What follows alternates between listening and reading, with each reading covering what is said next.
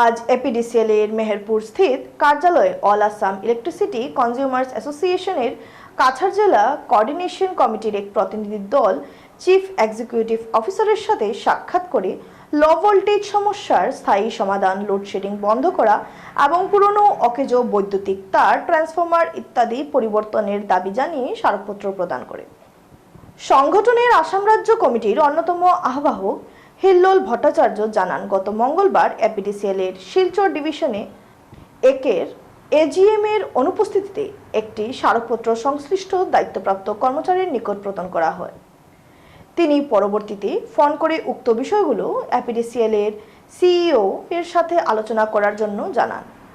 তাই আজ সিইও এর সাথে সংগঠনের প্রতিনিধিরা আলোচনা করেন। আলোচনায় সংগঠনের পক্ষ থেকে উপস্থিত ছিলেন সাধন পুরখাইস্ত, অধ্যাপক অজয় রায়, মানস দাস, ফারুক লস্কর, রঞ্জিত চৌধুরী, চম্পলাল দাস, অঞ্জন কুমার চন্দ এবং আজমল হোসেন চৌধুরী।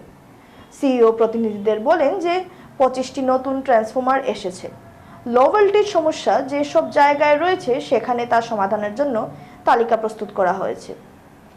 প্রতিনিধি দলের পক্ষ থেকে সাধন পুরকাইস্ত বলেন, এসব কথা যদিও বলা হচ্ছে কিন্তু বাস্তবে তার প্রতিফলন ঘটছে না।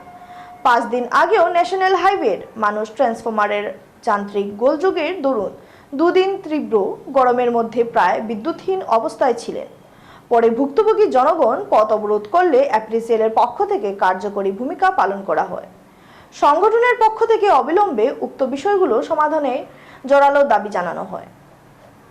অল আসাম ইলেকট্রিসিটি কনজিউমার্স অ্যাসোসিয়েশনের কাছাড় জেলা কমিটির পক্ষ থেকে আজকে আমরা শিলচরে এপিডিসিএলের চিফ এক্সিকিউটিভ অফিসারের সঙ্গে সাক্ষাৎ করে বিদ্যুৎ সংক্রান্ত ব্যাপারে আমরা যে সমস্যার মধ্যে আছি, যে সমস্যায় ভুগছি, আমরা চিফ এক্সিকিউটিভ অফিসারকে তা অবগত করেছি।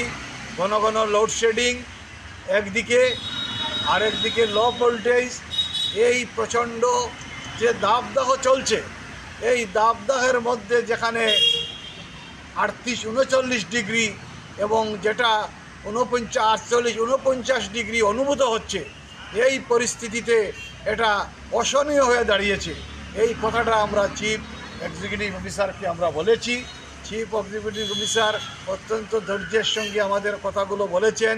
উনি বলেছেন 25টা নতুন ট্রান্সফরমার অনুমোদন হয়েছে এবং সেই কাজগুলো চলছে, এবং ওনার সাথে আমরা যেন যোগাযোগ রাখি।